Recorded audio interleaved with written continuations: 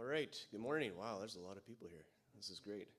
Well, thanks very much for everybody to come and listen. Thanks for the organizers for putting this on. I think I've been coming here now for almost 5 years, and every year it gets a little bit bigger and better, so yeah, this is great. Today we're going to talk about maritime resources and our Hammerdown Gold Project up in the Baie district. As I said, I've been coming here for about 5 years, and every year it's getting a little further along, and we're very close now to actually turning the mine on at a very good time with gold prices where they are. So we'll go through this, we'll update you on the progress and a little bit on exploration. Like Jamie, I'm definitely not a geologist.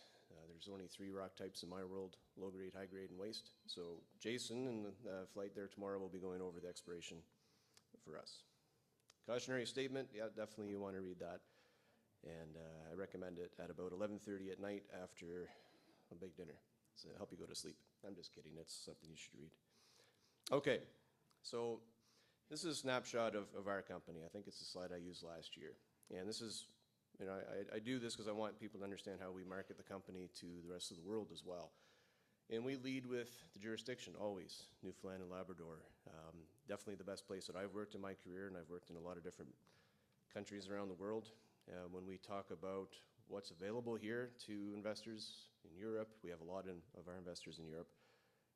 They love it. They're blown away by the potential that's here, the regulatory system, and everything that's the people, the infrastructure. It's definitely the place you want to go. Hammerdown, you guys have heard about this project for many years. It was about 20 years ago that it shut down. So when gold prices were much lower, the Hammerdown mine was operating and did very well. We've came in about 5 years ago to look at restarting the project, recognized there was a lot of exploration potential in the area, some very high-grade resources in that part of the project. We did a feasibility study in 2022, so we've got a 4.5 gram open pit grade, which is very high no matter where you are. Generally, reasonably sized project, about 272,000 ounces in reserves. We've completed all of the major permitting steps, and we're getting ready. The economics on a project like this are fantastic at $2,700 gold. It's unbelievable. So this project will generate a lot of cash in a short amount of time. Even though it's only 50,000 ounces a year, this is our springboard to the next step of the company and to grow from there. So that's the strategy. Near-term cash flow, we're going to be producing cash flow gold and cash flow next year. So I'll go through the schedule and our plans for 2025. We've got some great infrastructure that's going to help us get all this together, and we'll go over that as well. We recently did a financing in September, an $8 million rights offering, backstopped by Dundee Corp as our largest shareholder. So we're a little different as a junior company. We've got a big institutional investor owning about 43% of our company. That's a great endorsement from a group like Dundee, one of the largest and kind of well-respected investors in the Canadian mining space. This is a great thing for us. It gives us the financing we need to actually get started, certainly up at our Pine Cove facility and then into Hammerdown here in the spring.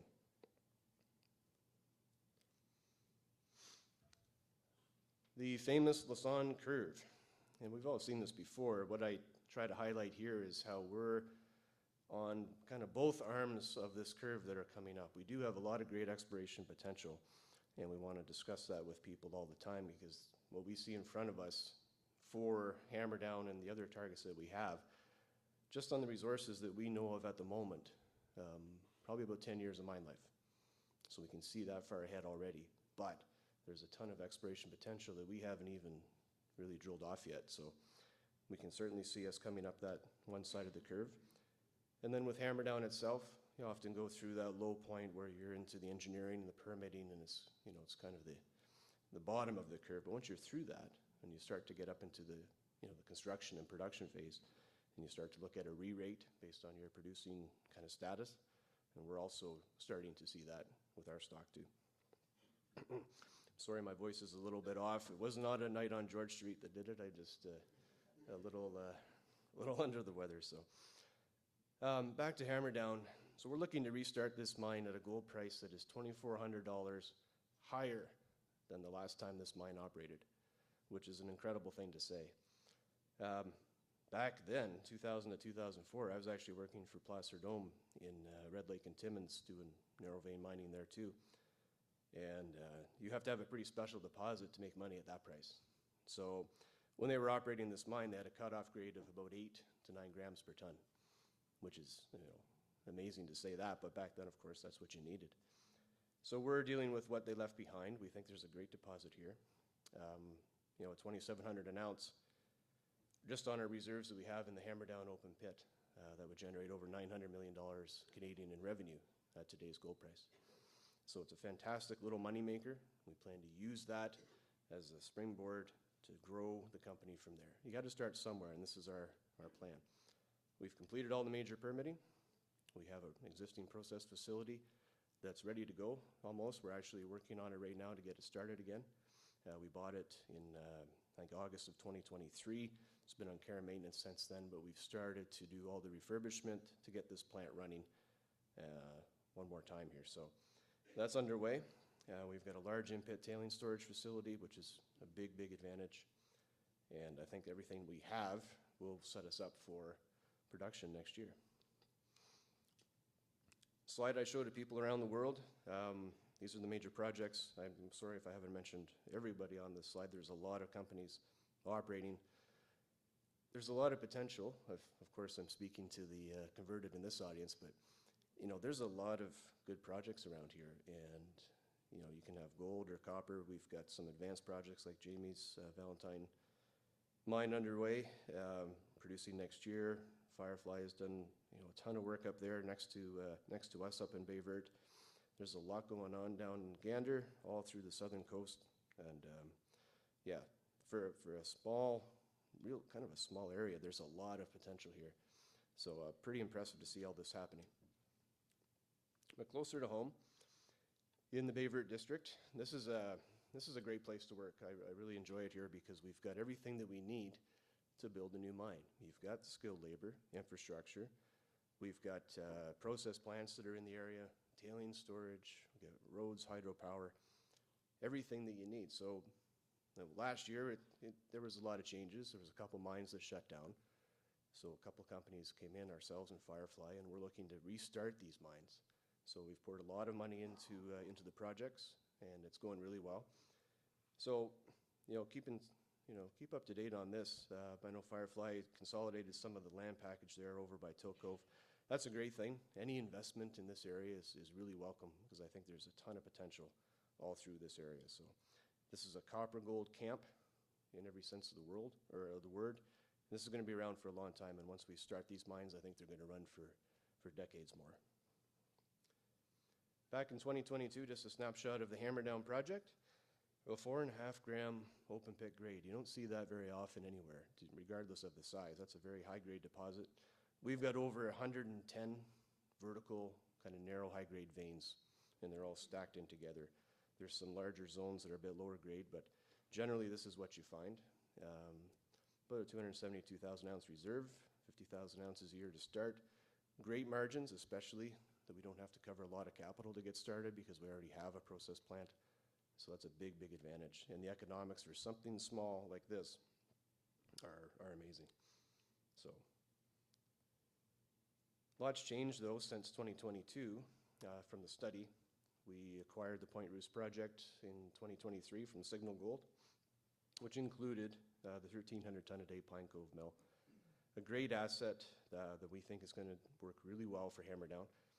It was never designed for the Hammerdown project. We've done a lot of metallurgical work. Looks like it's going to work extremely well for Hammerdown. Good recoveries. We've been testing that in the lab and getting up to about 95, 96% gold recovery through this mill. So that's a really big kind of achievement there so far. We've got some other projects in the area, Stoggart Tight. There's a couple of other things that we like. We can see a lot of exploration going into the whole Point Roost project, but our focus is to get to cash flow next year and work our way up. Hammerdown was approved for the closure and development plans earlier this year, just before PDAC. So now we have a largely permitted project here at Hammerdown with the open pit, and that's a really big help to us to get started. So stay tuned on that. In the early part of next year, we'll have an update on timing for everything, but our timing kind of in mind here now with this group to discuss is probably about spring, early summer of next year before we move into Hammerdown. When we picked up Pine Cove and Point Rousse, you know, this slide tells a lot just by looking at it. There's a lot of infrastructure here that if you had to replace it from scratch, it'd be extremely expensive and time consuming. It could take years to permit a new tailings facility in Canada. It can take $100 million or more, plus 2 or 3 years to build a process plant. So what we acquired here was a fantastic asset, and I think has a lot of long-term potential. We've been working with the Shoreline Aggregate guys who've been great partners for us. There's a lot of potential through this whole area to look at shipping material in and out, different advantages, and a big advantage of using waste rock from the old open pit mines as aggregate to sell down to markets in the south. This is a great setup, and you don't see this too often in Canada, actually, so this is a pretty unique thing. Anyway, it's been great to work with everybody on this one, and I think it's just getting started. There's a lot of fun things we can look at. So Point Rousse project, one more slide on that. 3 former open pit mines. We're taking advantage of the infrastructure that's there. The tailings pond is actually that old open pit, which is now starting to be used for tailings.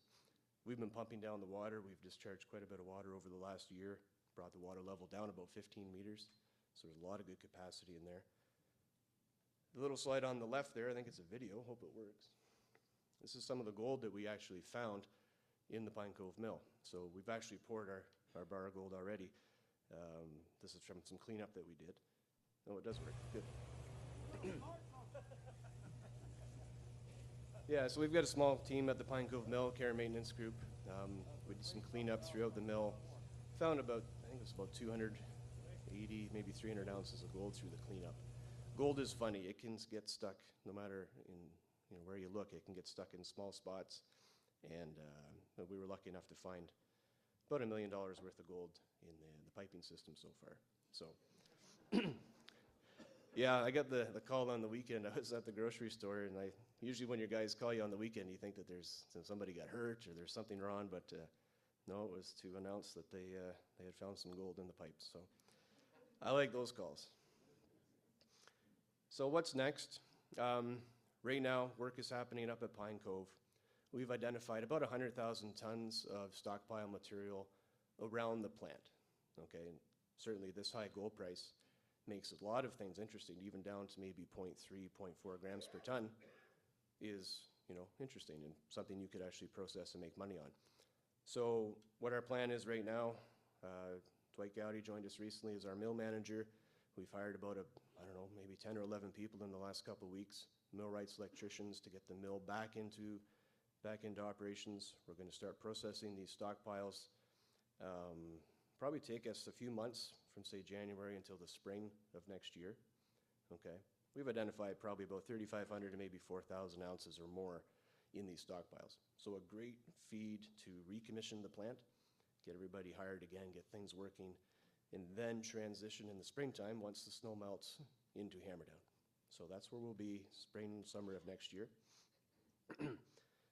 Once Hammerdown's running, we estimate a mine life of probably about 5 years, based on what we know now. We have a couple of other advanced projects. O'Brien is next door to Hammerdown. We're working on a resource estimate for that one, so stay tuned. You'll see an update on that in the next few weeks. Another project that Signal had called Stoggertite. Very good gold project. It needs a little more work before it's ready. It's already partially permitted, I believe, so we can see, probably between the two of them, at least another 5 years on top of what we have at Hammerdown. So when I said, 9 or 10 years of mine life, that's it. Stockpiles, Hammerdown, and a couple of other growth projects. Along the way here, exploration is going to be a big focus, but we're going to be able to do it out of cash flow. And in this last few months, last year or two, actually, I should say, of the junior mining market, it's been brutal. It's been the worst junior market we've ever seen. Regardless of the fact, if we run around and talk about, permanent gold mines with mills at an all-time high gold price, you'd be shocked that it's even hard to get meetings with investors. They're off on crypto and different things. So I think that'll start to come around now, especially for us, once we start generating cash. That's going to be the big differentiator between us and other companies. So That cash flow will be used to explore.